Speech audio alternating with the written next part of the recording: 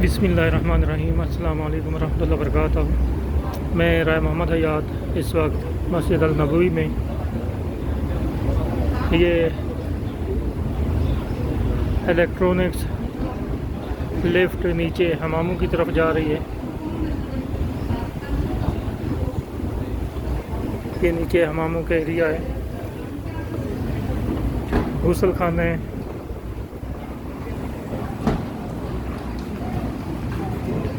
Parking है नीचे।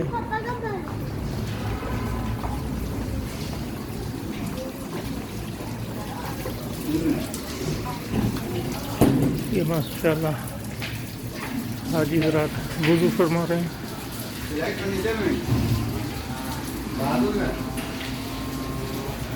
ये सब बाथरूम बने हुए हैं।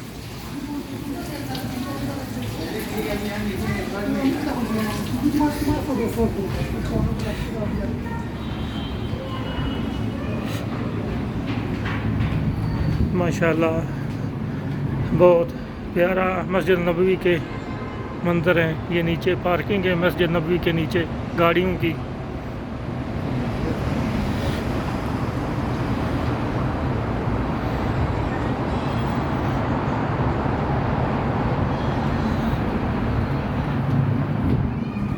बहुत प्यारी पार्किंग है, बहुत अच्छा निज़ाम है।